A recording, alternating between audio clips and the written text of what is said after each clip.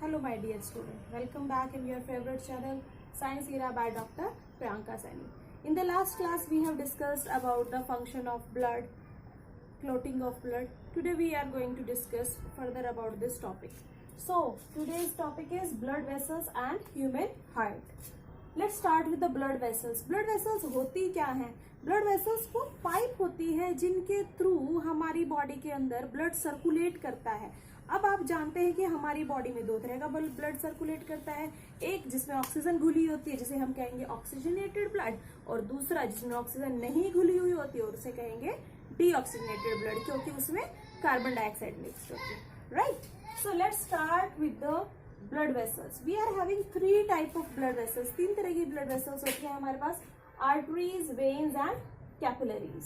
सो इसके डिफरेंस भी आप साथ के साथ नोट कर सकते हैं, और अगर 2 मार्क्स में क्वेश्चन आता है right a note about arteries, तो आप तब भी लिख सकते हैं. अबाउट वेन्स तो भी आप लिख सकते हैं. इस क्वेश्चन में आपको बहुत सारी चीजों के आंसर बहुत क्लियरली पता चल जाएंगे.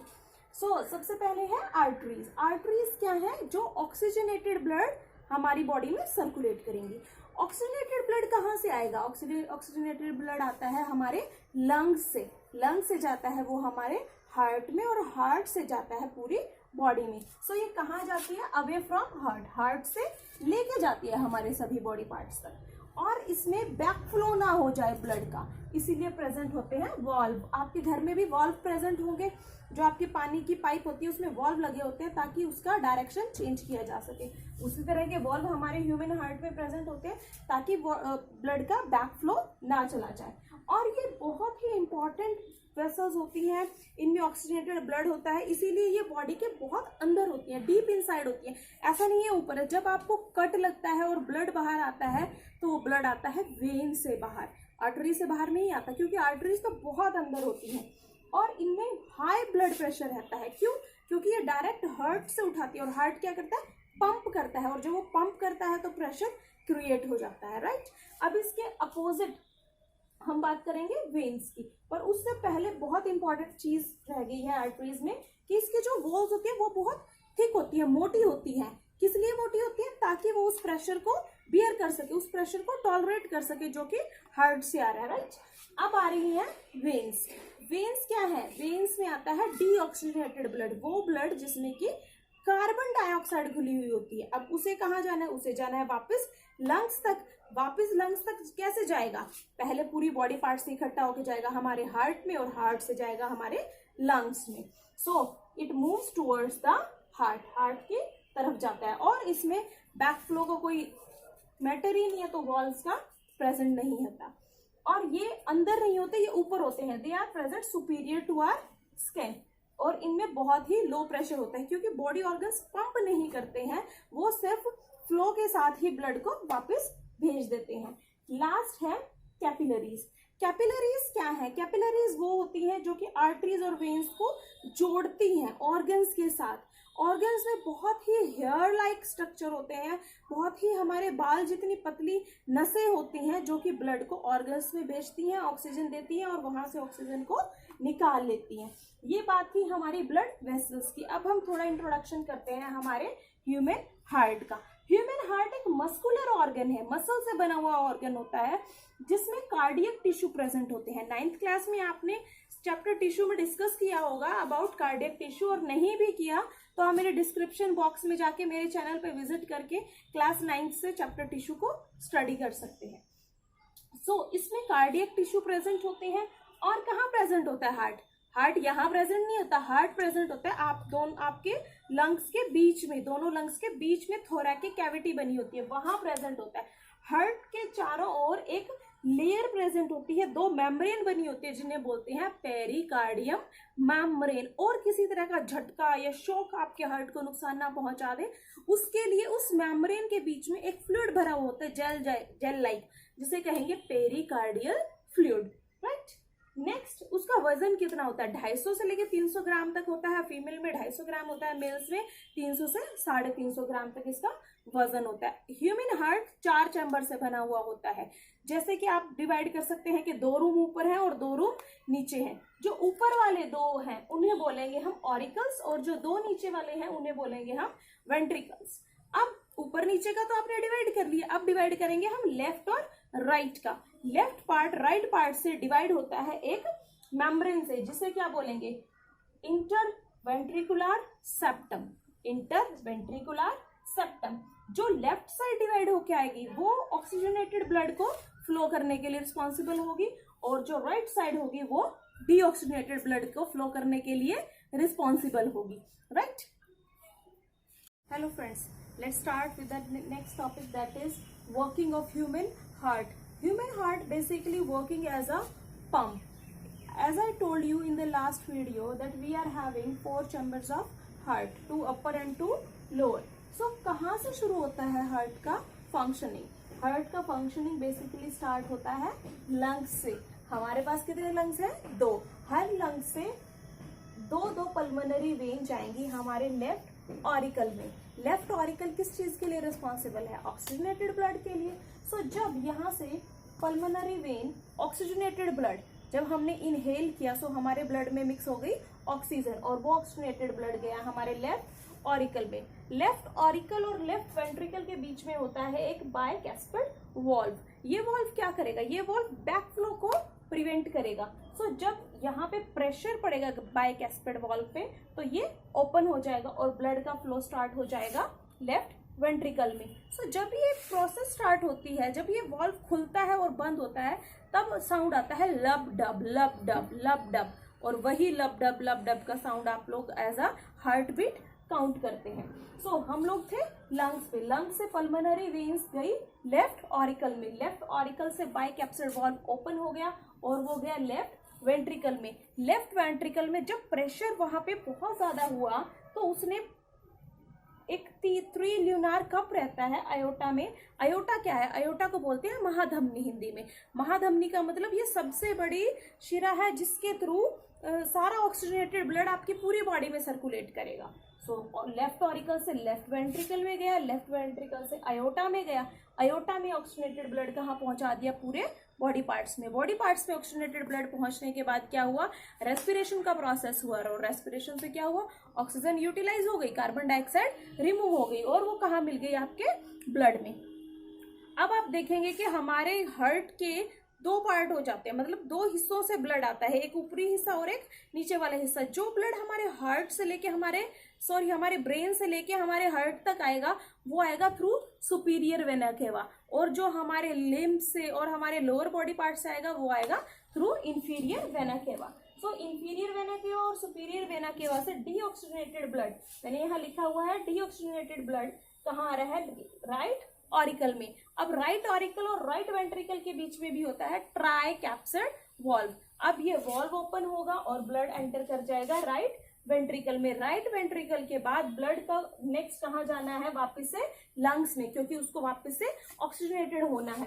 सो कैसे जाएगा? Through pulmonary artery. आपको हमेशा याद रखना है, बेसिकली आर्टरी रिस्पॉन्सिबल होती है ऑक्सीजनेटेड ब्लड के लिए, और वेन रिस्पॉन्सिबल होती है डीऑक्सीजनेटेड ब्लड के लिए। लेकिन जब एक पल्मोनरी वर्ड इसके साथ जुड़ जाता है, तो इनके मतलब बदल जाते हैं। सो पल्मोनरी वेन लेके आएगी ऑक्सीजनेटेड ब्लड, और पल्मोनरी आर्टरी लेके जाएगी डीऑक्सीजनेटेड ब्लड। ये मैंने जो डायग्राम बनाया है, ये बहुत ही इंपॉर्टेंट डायग्राम है। कभी भी वर्किंग ऑफ हार्ट आएगा तो आप इसको ड्रॉ कर सकते हैं, and you will get definitely full marks. So मैं 1 मिनट के लिए साइड पे होती हूँ, आप वीडियो को पॉज कीजिए और इस डायग्राम को अपनी नोटबुक पे ड्रॉ कर लीजिए। It's very easy to learn, step wise है, आपको सारा साइकिल समझ में आएगा। बेसिकली ये जो साइकिल है, इसे हम बोलते हैं कार्डियक साइकिल, और ये एक साइकिल पूरा होता है 0.8 सेकेंड में। 0.4 सेकेंड में अपर पार्ट और 0.4 सेकेंड में लोअर पार्ट, राइट। अब बात करेंगे हम दूसरी इंपॉर्टेंट टर्म की, जो कि हार्ट से रिलेटेड है। सबसे पहले हम बात करेंगे फोसा ओवल। फोसा ओवल क्या? Fossa Oval basically present in the newborn babies. आपको पता होगा, जब बच्चा इन्फेंट होता है, फिटस होता है, अपने मदर के वॉर्म में होता है, तो क्या होता है? उसके ऑरिकल और वेंट्रिकल के बीच में एक छोटा सा छेद रहता है, जिसे बोलते हैं फॉरमेन ओवल। पर ये जैसे ही बच्चा पैदा हो जाता है, धीरे धीरे वो छेद भर जाता है, और वहां पे एक डीप डिप्रेशन रह जाता है, एक खड्डा रह जाता है, जिसे बोलते हैं हम फोसा ओवल। बहुत सारे लोगों में ये डिप्रेशन फिल नहीं हो पाता, जो बाद में दिल में छेद के नाम से बीमारी से जाना जाता है। सो फोसा ओवल उस डिप्रेशन को कहते हैं, जो कि एक छेद रहता है बीच में, जो कि बच्चा पैदा होने तक भर जाता है। उसके बाद आगे है सिंगल सर्कुलेशन। सिंगल सर्कुलेशन का मतलब क्या होता है, सिर्फ ऑक्सीजनेटेड ब्लड पूरे हार्ट में रिवॉल्व करे, ऐसा होता है। जो कि आपके 2 चैम्बर्ड ऑर्गेनिज्म होते हैं, 3 चैम्बर्ड ऑर्गेनिज्म होते हैं, उनमें एक टाइम में एक ही टाइप का ब्लड सर्कुलेट करता है। अगर पूरे हार्ट में सिर्फ ऑक्सीजनेटेड ब्लड ही सर्कुलेट करे सो वो कैसा रहेगा, सिंगल सर्कुलेशन। पर आपका जो ह्यूमन हार्ट है यहाँ पे डबल सर्कुलेशन की जरूरत होती है। क्यों होती है ये भी मैं अभी आपको बताऊंगी। डबल सर्कुलेशन का मतलब क्या है, left side oxygenated blood flow कर रहा है और राइट साइड डीऑक्सीजनेटेड फ्लो कर रहा है और दोनों एक साथ चल रहे हैं। सो ये एक तरह का कैसा हो गया, डबल सर्कुलेशन हो गया, जो कि आपकी बॉडी में एक बार खून प्रोवाइड करवाएगा। अब क्वेश्चन ये आता है कि आपको डबल सर्कुलेशन की रिक्वायरमेंट क्यों होती है, क्योंकि ह्यूमंस हैं, एनिमल्स हैं, मैमल्स हैं, वो क्या है, वो हायर ऑर्गेनिजम्स में काउंट होते हैं। और हायर ऑर्गेनिजम्स कैसे हैं, वार्म ब्लडेड हैं। वार्म ब्लडेड को ज्यादा एनर्जी की रिक्वायरमेंट होगी और ज्यादा एनर्जी के लिए ज्यादा ऑक्सीजन की सर्कुलेशन चाहिए, और ज्यादा ऑक्सीजन की सर्कुलेशन कौन करेगा, आपका हार्ट करेगा। पर अगर एक सर्कुलेशन ऑक्सीजनेटेड और एक डीऑक्सीजनेटेड की होगी तो ये बहुत देर हो जाएगी। इसीलिए half part, left part responsible होगा आपका ऑक्सीजनेटेड के लिए और राइट पार्ट रिस्पॉन्सिबल होगा आपका डीऑक्सीजनेटेड के लिए, राइट। इसीलिए ह्यूमंस हो गए, बर्ड हो गए, जो कि वार्म ब्लडेड एनिमल्स हैं, उनको कैसा चाहिए, डबल सर्कुलेशन की रिक्वायरमेंट रहती है। नेक्स्ट हम बात करेंगे सिस्टेमेटिक सर्कुलेशन। सिस्टेमिक सर्कुलेशन कहाँ होता है, सिस्टेमिक सर्कुलेशन होता है जो कि स्टार्ट होता है आपके ऑरिकल से और फिनिश होता है आपके बॉडी पार्ट्स में, उसे कहेंगे सिस्टेमिक सर्कुलेशन। और नेक्स्ट है पल्मोनरी सर्कुलेशन। पल्मोनरी सर्कुलेशन क्या होता है, जो कि स्टार्ट होता है आपके राइट ऑरिकल में और फिनिश होता है आपके लंग्स में। सो ये सर्कुलेशन जो इसमें लंग्स इन्वॉल्व है तो डायरेक्टली पता चल जाएगा आपको है पल्मोनरी सर्कुलेशन, क्योंकि पल्मोनरी वर्ड से आप डायरेक्टली गेस कर सकते हैं कि it's somewhere related to the lungs. So जहां पे ऑरिकल से सर्कुलेशन लंग्स में फिनिश होती है सो वो है पल्मोनरी सर्कुलेशन, और जहां पे ऑरिकल से बॉडी पार्ट्स में फिनिश हो रही है उसे कहेंगे हम systemic circulation, right. Next topic is blood pressure. Blood pressure बहुत ही इंपॉर्टेंट टर्म होती है। आज के टाइम में बहुत सारे डिजीज ब्लड प्रेशर से ही शुरू होती हैं। बेसिकली ह्यूमन बॉडी का ब्लड प्रेशर रहता है 120/80 mmHg, मतलब इतना ब्लड प्रेशर एक नॉर्मल ह्यूमन बीइंग का रहता है। पर ब्लड प्रेशर की वजह से, क्योंकि ये ब्लड प्रेशर कौन क्रिएट कर रहा है, आपका हार्ट क्रिएट कर रहा है। अगर ब्लड प्रेशर में कोई प्रॉब्लम है दैट मीन्स आपके हार्ट में कोई प्रॉब्लम हो रही है या फिर होने वाली है। अब ब्लड प्रेशर अगर किसी का बहुत कम हो रहा है तो उस प्रॉब्लम को बोलेंगे हाइपोटेंशन। क्या बोलेंगे, हाइपोटेंशन। अगर 90/50 आ जाता है तो वो हाइपोटेंशन में काउंट हो जाता है। और दूसरा बहुत ही खतरनाक टर्म है हाइपरटेंशन, जिसे हम बोलेंगे हाई ब्लड प्रेशर प्रॉब्लम। उसमें क्या होता है 150/90, 150/100 इतना तक ब्लड प्रेशर पहुंच जाता है, तो उस कंडीशन को हम क्या बोलेंगे, हाइपरटेंशन प्रॉब्लम। इसका रीजन कुछ भी हो सकता है, एंजाइटी हो सकता है, किसी तरह का स्ट्रेस हो सकता है, या फिर कोलेस्ट्रॉल का प्रॉब्लम हो सकता है, या फिर आपके हार्ट की डिसफंक्शनिंग भी हो सकती है। इसको चेक करने के लिए एक और बहुत इंपॉर्टेंट टर्म है हमारे पास, ECG, इलेक्ट्रोकार्डियोग्राफ।